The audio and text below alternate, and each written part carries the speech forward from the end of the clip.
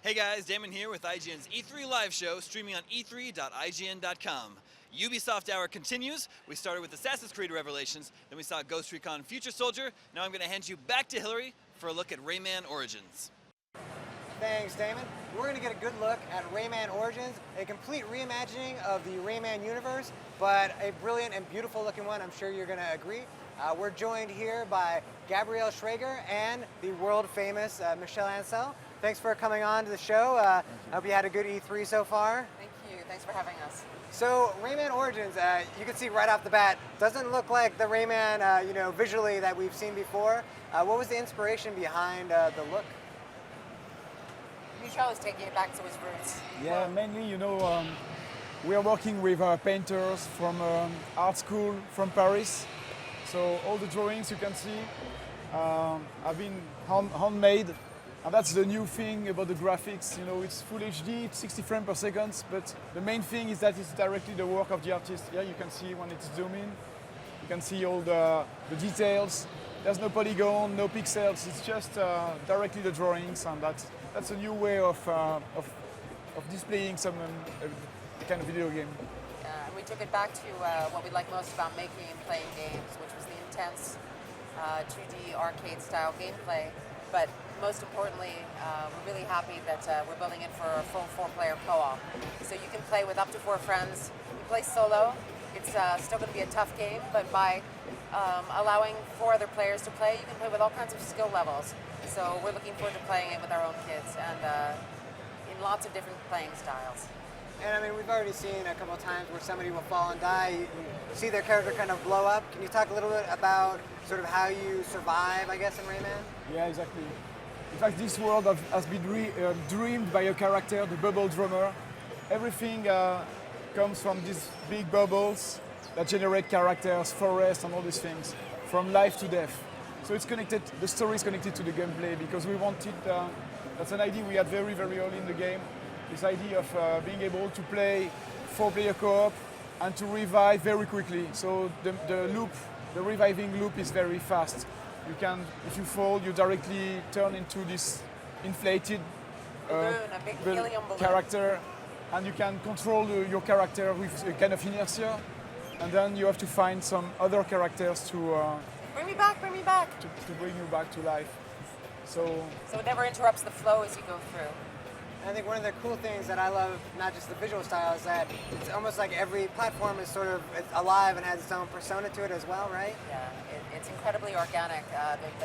The environment changes dynamically when you interact with it, and all of the different characters have their own stories to tell because they've got hundreds of animations. And as you go through the world and interact with all this, it feels like a huge cartoon universe that you could just play around with. That's our Angry Birds level, kind of.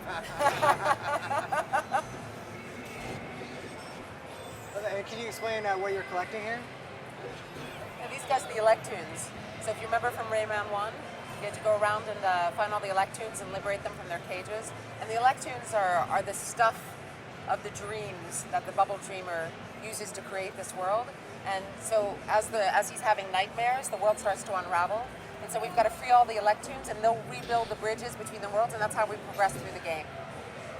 And all of those cage maps where they have the Electoons are hidden, so you really have to explore.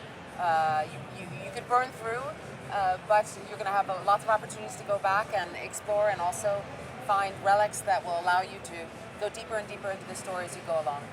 It's kind of got the feel of maybe Rayman 2, where you could just run through the game and try to get to an ending, but there are a lot of hidden things, a lot of collectibles, that kind of stuff. Is that the idea? Yeah, absolutely. And what you just saw on screen was those guys were helping each other get the Delft Medallion, and it's one of the more challenging things to do in the game. And if you collect all of those, then that allows you to unlock the most challenging maps in the game. yeah, but at the same time, this cooperation is not. You can play the game alone, and you can grab the same thing by yourself. But then you will use some kind of acrobatic move.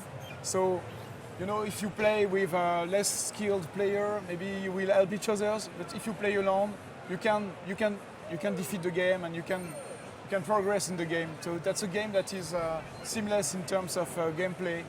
You can be 1, 2, 3, 4. The story, the cinematics, everything adapts in real time. so you can enter in the game and go away freely.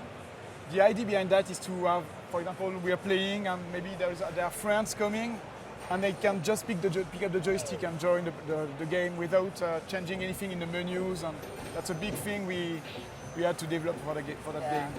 And this isn't, you know, the only visual style. Each world kind of has a very, very distinct look. How many different worlds are going to be available in Rayman?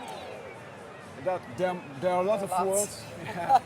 And mainly you have like 6 regions, but each regions have a lot of environments. That's the big thing with 2D, because it's not about modeling complex things, it's drawing. So you can have a secret passage that make you go into a kind of completely different environment. Yeah, because the artists crank it out and it takes very little time to actually get them into the game. So we've been able to just create tons and tons of environments unique. I'm a big fan of Ghosts and Goblins, or even Metal Slug, those games where you have all these graphics, and you know, the fun is really coming from this idea of the more you move into the game and the more environment and characters you discover. It's very generous in terms of content. Yeah, exactly. So it's one of the things that he loves to do the most is create variety. So around every corner you get a new character, a new surprise. And I mean, having this sort of hand-drawn world, how is that different from creating a more traditionally visually built game? Compared to 3D? Yeah, exactly, compared to 3D, yeah. Oh, it's completely, I mean, I think the whole idea of the UbiArt framework, which is the engine that Michel designed with a couple of his key engineers, was that it takes a long time. You've got to render, you've got to texture. By the time you've modeled the game, sometimes you're 4 or 5 months into production and you're playing it, whereas with this, there's this reactivity, and it's one of the best ways to make games. You know, you immediately get to play the game with HD, check out the new gameplay elements, and just keep iterating until we get stuff that we like, and if it doesn't work, then it comes out.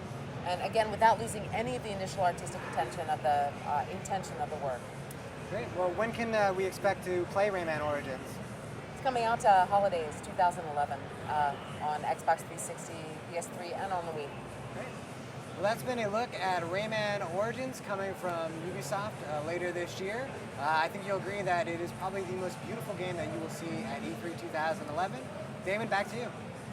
Well, that was adorable. Thanks, guys. Now, speaking of platformers, how about we follow up Rayman with another classic character? Sonic the Hedgehog is ready to speed onto the show with Sonic Generations. We'll see you soon.